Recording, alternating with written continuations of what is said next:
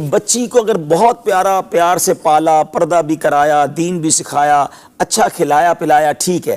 اب جب شادی کی باری آئی تو کیا دیکھا کہ وہ سامنے والے کا گھر کتنا بڑا ہے، گاڑیاں کتنی ہیں، یہ دیکھا کہ اس کا عقیدہ کیا ہے، وہ دیندار کتنا ہے۔ ہم نے ایسا بھی دیکھا اشفاق بھائی، پوری زندگی اپنی بچی کو پردہ کروایا اور شادی کے بعد وہاں جا کے برقعے اتر گیا، کیوں گیا؟ وہ سسرال والے منع کرتے ہیں۔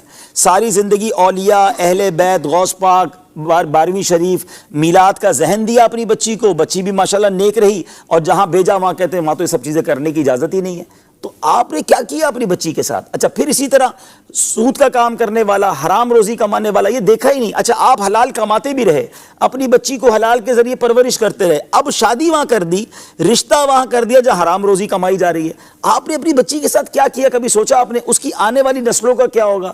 اس کی نسل اگر اللہ نہ کرے بدعقیدہ ہو گئی تو اس کا جواب دہ کون ہوگا؟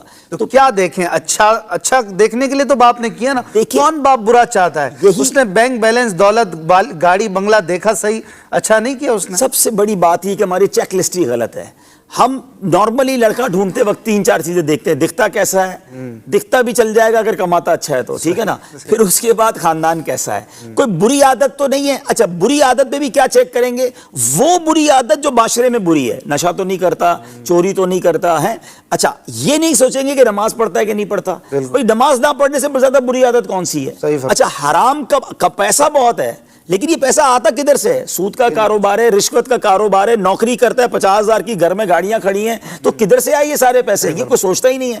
تو پہلے چیک لسٹ کیا ہونی چاہیے؟ فرسٹ آف آل، چاہے لڑکی تلاش کریں چاہے لڑکا تلاش کریں، کہ اس کا ایمان اور عقیدہ کیا ہے۔ سب سے مین چیز یہ ہے، عقیدہ ہی کچھ اور ہے، اور ہم اپنے نیا خاندان بننے جا رہا ہے، آنے والی نسلوں کا کیا ہوگا؟ اسی طرح اگر لڑکے مجھے سن رہے ہیں، نوجوان سن رہے ہیں، بڑی پیاری روایت کتابوں میں لکھی نا کہ اپنے ہونے والے بچوں کے لیے اچھی ماں تلاش کرو، یعنی یہ بچوں کا حق ہے جو بعد میں پیدا ہوں گے کہ ان کے لیے اچھی ماں تلاش کریں۔ تو ماں نیک ہو، دیندار ہوگی تو بچے بھی نیک بنیں گے، با پردہ ہو۔ تو لڑکے بھی اپنے لیے اگر تلاش کرتے ہیں، اپنی ماں اپنی فیملی کو کہتے ہیں، تو پہلے کہیں کہ اس کا عقیدہ، اس کا ایمان چیک کریں، پھر وہ نمازی ہے کہ نہیں، دیندار ہے کہ نہیں۔ دیندار جناب رشتے ملتے نہیں ہیں، اب اتنا اچھا رشتہ آیا تھا، کامل تو کوئی نہیں ہوتا جناب، ہم نے تو بچی دے دی۔ آپ نے انتظار ہی نہیں کیا، اللہ پر بھروسہ ہی نہیں کیا۔ آپ یقین کریں، اگر آپ نے صرف اس لیے رشتہ نہیں کیا کہ آپ کو اللہ والا نیک رشتہ چاہیے اور حلال کمانے والا چاہیے، آپ اللہ کی ذات سے امید رکھیں، اللہ غیب سے ایسا رشتہ بھیجے گا۔ اچھا ایک بات میں اور سمجھا دیتا ہوں، بات طویل ہو گئی، کہ مثال کے طور پہ آپ نے بہت مالدار دیکھا اور وہ اللہ کو ناراض کر رہا ہے، کما ایسے رہا ہے کہ اللہ کو ناراض کر رہا ہے، عادت ایسی ہے کہ رب ناراض ہے۔ بچی کو بیایا، کیا ایسا نہیں ہوتا کہ وہ مالدار کنگال ہو جاتا ہے؟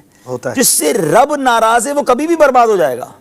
اچھا ایک ایسے گھرانے میں دیا جو بظاہر اتنے مالدار نہیں لیکن اللہ کو راضی کرتے ہیں، نیک لوگ ہیں، حلال کماتے ہیں، نمازی ہیں، دیندار ہیں، آپ نے بچی دی، اللہ نے اس کی دنیا اچھی کر دینی ہے۔ تو سب سے پہلے یہ دیکھیں کہ میں جدھر اپنی بیٹی دے رہا ہوں یا اپنے بیٹے کا رشتہ کر رہا ہوں، وہ جو خاندان جوڑ رہا ہے اس سے رب راضی ہے کہ نہیں۔ وہ کام کیسے طے کریں کس سے رب راضی ہے؟ ہم طے نہیں کر سکتے۔ سمپٹمز کچھ بھائی شرابی کو دیکھ کر تو پتہ چل جائے گا نا کہ اس کی حرکتیں کیا ہیں، ٹھیک ہے نا۔ ایٹ لیسٹ نماز پڑھنے والا ہو، دیندار ہو، حلال روزی کمانے والا ہو، خدا والا ہو، سب سے پہلے عقیدہ ٹھیک ہو، پھر اس کے بعد خیر انشاءاللہ۔ الحمدللہ میں جانتا ہوں، مزے کی بات ہے کہ ہمارے رشتہ داروں میں ہی ایک بہت، میں نام لوں تو آپ حیران ہو جائیں گے، اتنے بڑے گھرانے کا رشتہ آیا، اور جس کے یہاں رشتہ آیا وہ اتنے مالدار نہیں ہیں، وہ بلینرز تھے، بلینرز تھے، ان کا عقیدہ درست نہیں تھا۔